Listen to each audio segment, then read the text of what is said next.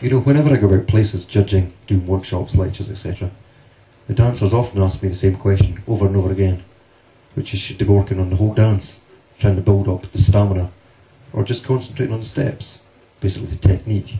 What would you tell them? I would say to them that you need both. Without the stamina, your technique is going to fade towards the end of the dance, your performance is going to be poor. Without the technique, your performance is going to be poor right from the start. Dancers need to plan their practices to make sure that they cover all aspects of their dancing. Once they have this properly structured routine, all those aspects will be achieved. So basically they should work on the basic movements, the more advanced movements, the steps and dances, not forgetting the heads, the arms, the overall dance. Yes, I've always believed that the fling forms the backbone for all the rest of the dances, covering all but a few of the basic movements and certainly providing the groundwork for all the rest. Let's not forget your favourite movements, of course, the leaps and the high cuts. Yes, spent a lot of time practicing them. However, back on the fling, can you remember all the time we used to spend working just on the fling? Yeah, I remember spending hours practicing just sharings, Yeah. time and time again, day after day. You know, working, trying to keep the points up in second position, touching the ground lightly, trying not to flatten the points, and making sure it touched at the same time as it landed. Also making sure that when you're doing the round the leg movement, trying to keep the foot rigid, trying not to snake as you're going round the leg, and trying to keep the knees out as much as I could, and all the rest.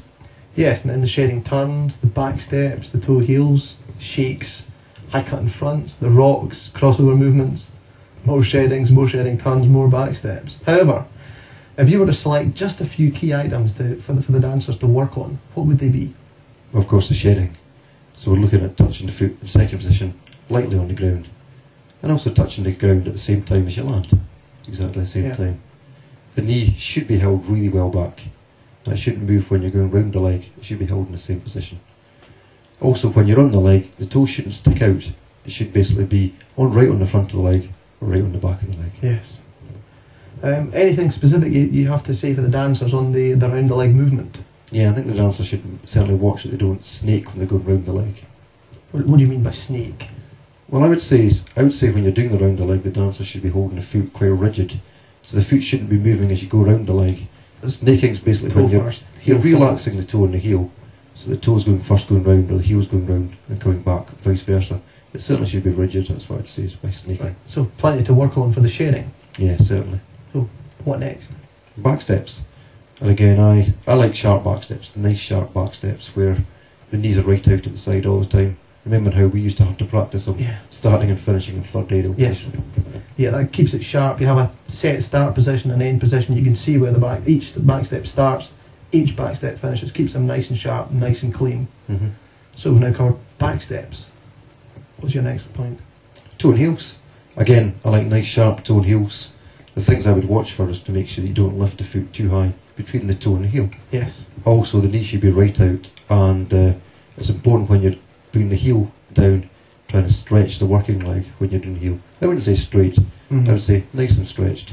And also remember, you use third or fifth position, but you should be using the same position throughout the toe and the heel. Yes, I like a nice stretched leg on the heel as well. Some dancers keep them bent, shows a nice turnout, but I think you'll lose part of the position. I've also preferred fifth as a position for my toe and heels, just feeling it much more difficult to hit third if you're high in the ball on the back foot. What about shakes? Did you have to spend a lot of time working on your shakes to make sure you hit your two heights? What was the one thing you actually spent your time working on? Just practicing the entire shake, to be honest. Nothing specific, just the whole shake? We would work through them bit by bit. We would dance the 1, 2, 3 and would basically stop there, hold it, and then we'd dance the and 4. Then we'd check it. We'd repeat this movement over and over again until we were basically happy with it. Right. Did you ever do the other rhythm, the 1, 2, 3 and a 4? No, I much preferred the 1, 2, 3 and a 4. I think it's a sharper, neater way of dancing the step. Yeah, so your whole fling is lining up to be, you like it sharp, you like it neat, you like things to start when they start, finish when they finish. Yes, very much so. Rocks, more of the same perhaps? Apparently such an easy movement, but I always feel they're deceptively difficult. See lots of dancers bouncing the feet, lifting in between the rocks, the knees not necessarily turning in. Anything else? I would say the turning in the rocks is extremely important. If a dancer's got good turnout, they'll normally do very good rocks. You've also got to make sure that you don't cross over at the back when the foot's pointing on the ground. The rocks should be neat and tidy, but they should definitely be in the right positions. Yes, and the turnout would help that as well. We've got bad turn-in, the foot's more inclined to cross over at the back.